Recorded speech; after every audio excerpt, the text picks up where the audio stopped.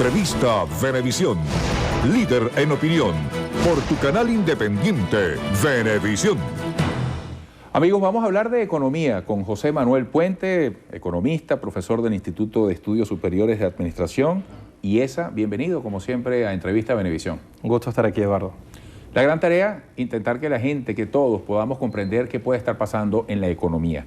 Analicemos, por ejemplo, el manejo de la situación que hace el Ejecutivo. Ingresos, egresos, el gasto público.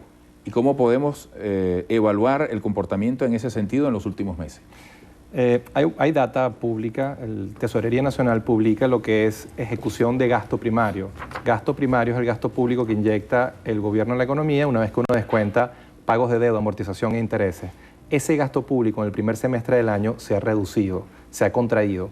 Y ese gasto público está muy correlacionado, muy vinculado con el desempeño de la economía. Entre gasto público y comportamiento del PIB, de la producción de bienes y servicios, hay una correlación de 0,85, es decir, es muy alta. Conclusión, una de las variables que explica la moderación del crecimiento en los primeros 6 meses del año tiene que ver con una contracción de la política fiscal y con lo que se denomina una política fiscal tremendamente procíclica. En los periodos en que las cosas van mal, en vez del gobierno gastar más, gasta menos y con eso agudiza el ciclo recesivo. 2011 y 2012 gastó mucho, la economía creció, 2013 gastó poco y ahora la economía se modera de manera importante. ¿Qué importancia tiene el manejo que haga el Ejecutivo del gasto público? Por ejemplo, en este momento, y desde hace rato que dependemos tanto de la importación, tanto el sector privado como el sector público, ¿qué comparación, qué referencias se pueden establecer?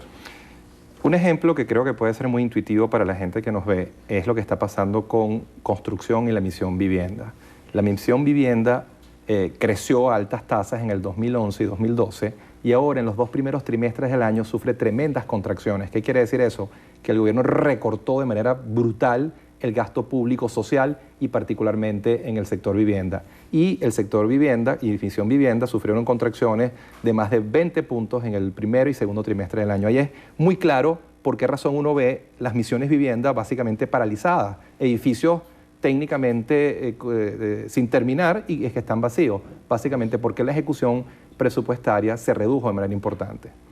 Con respecto al segundo punto, que es el tema de importaciones, cuando uno revisa balanza de pagos a través del Banco Central, todas las personas que nos ven lo pueden ver a través de la página del Banco Central, vemos que hay una moderación importante, una moderación de las importaciones en los primeros 6 meses, pero realmente lo que se moderó fueron las importaciones del sector privado, porque las importaciones del sector público crecieron, lo cual es una contradicción. Es decir, cada vez una proporción mayor de las importaciones son sector público, básicamente alimentos, medicina, porque el país no produce nada, su aparato industrial, manufacturero, técnicamente ha desaparecido, entonces el sector público se ve obligado a importar volúmenes gigantescos de productos y cada vez el nivel de importaciones en términos proporcionales es mayor de importaciones públicas del sector público y cada vez menos importaciones del sector privado. ¿Por qué tiene que mermar la del sector privado? Al final hay pocos dólares, hay una restricción de dólares. En este momento Venezuela tiene un nivel de reservas internacionales líquidas, cash, efectivo, de no más de 3.000 millones de dólares. Y esos pocos dólares, más los flujos que recibe de dólares, hay que jerarquizarlos. Y en vez de dárselos al sector automotriz, dárselos al sector construcción, se los damos al sector público. Entonces, al final es una estrechez de recursos en dólares y priorizar, y se los está dando básicamente al sector público, que es el principal importador en este momento, por ejemplo, de alimentos en Venezuela. ¿Qué destacaría, haciendo siempre la evaluación reciente sobre el cierre del segundo trimestre del año? Siempre en la perspectiva de preguntarnos hacia dónde va la inflación, por ejemplo. Sí, el segundo trimestre del año, y con toda la economía uno tiene que reconocer que hubo una ligera mejoría. La economía creció ligeramente en un 2%. Todavía hay algunos sectores que mostraron muy fuertes contracciones en el segundo trimestre.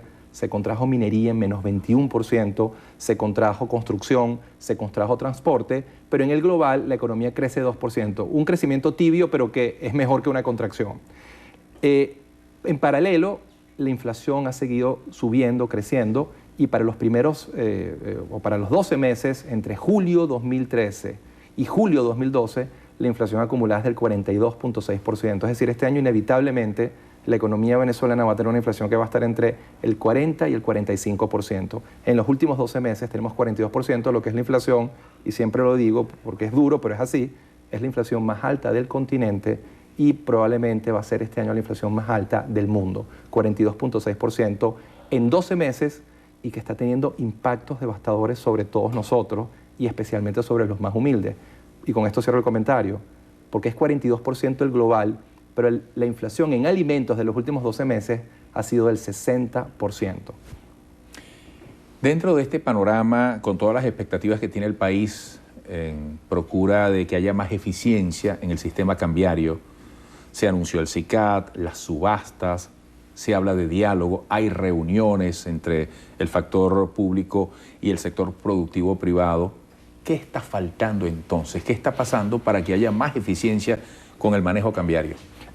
Los resultados del segundo trimestre, que son ligeramente mejores, tienen mucho que ver con el acercamiento circunstancial que tuvo el gobierno con el sector privado y con una mejoría en la liquidación de dólares. Ahí vemos muy claramente que llegar a algunos acuerdos, negociar con el sector privado da resultados. Sin embargo, todavía los cambios son muy tibios.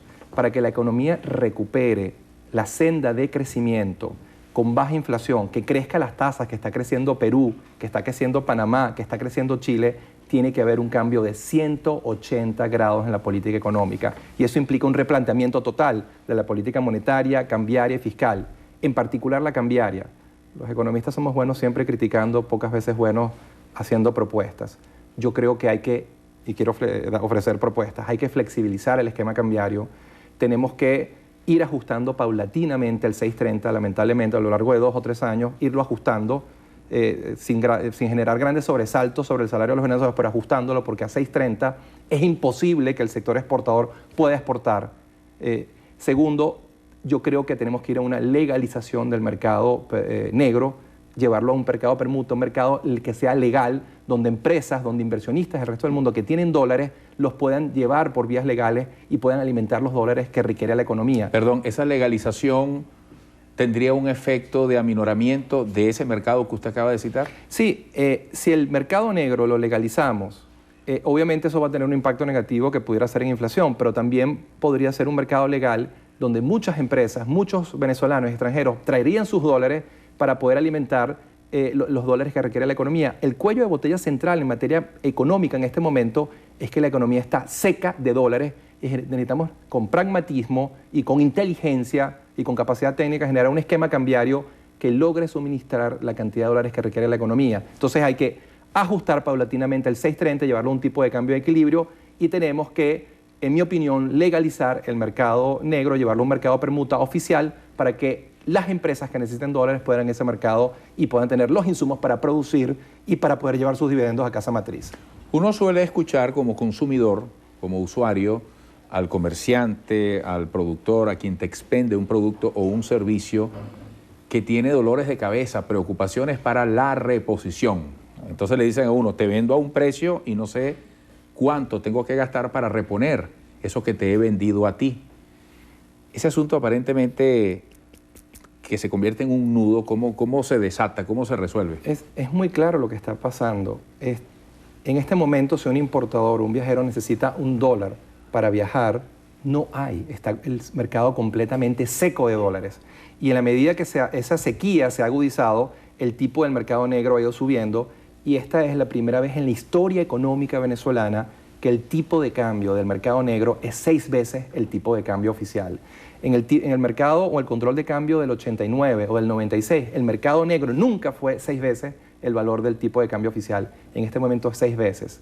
Y que refleja la sequía de dólares, la falta de dólares que tiene la economía para producir. Es evidente que el esquema cambiario no está funcionando, se está generando una tranca tremenda para el aparato productivo y ese mercado negro está haciendo que los precios de los productos importados, como artefactos eléctricos, 1 metro cuadrado de apartamentos o casas, suba como la espuma y el salario de los venezolanos simplemente se esté evaporando. Puente, antes de que se agote el tiempo, estamos ya hacia el final para aquellos sectores que dicen Mercosur es una gran oportunidad, aunque tengamos problemas de abastecimiento que requieren importar productos hacia Venezuela, nosotros podemos ir a ese intercambio. ¿Cómo lo ve Puente? Como siempre, voy a ser totalmente honesto. Yo creo que las posibilidades de competir de la economía venezolana con Brasil y Argentina son bajísimas. Venezuela básicamente importa muchos productos de Brasil y de Argentina y lo único que exporta es petróleo.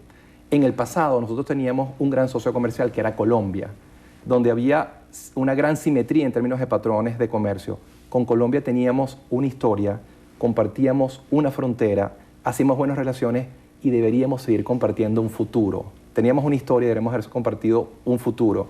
Por razones políticas se desvía comercio y vamos a un esquema comercial con Brasil, con Argentina, donde no tenemos posibilidades realmente de competir y mucho menos competir a 6.30. En conclusión, cualquier cosa que tú importes, leche o carne de Brasil a 6.30, no existe productor agrícola y pecuario en Monagas o Portuguesa que pueda competir con ellos. Entonces, al final, lo que tienes es una balanza completamente asimétrica y lo que hacemos es que Brasil y Argentina exportan a Venezuela miles de millones de dólares y Venezuela solamente exporta petróleo y con eso se agudiza el carácter monoproductor, monoexportador venezolano.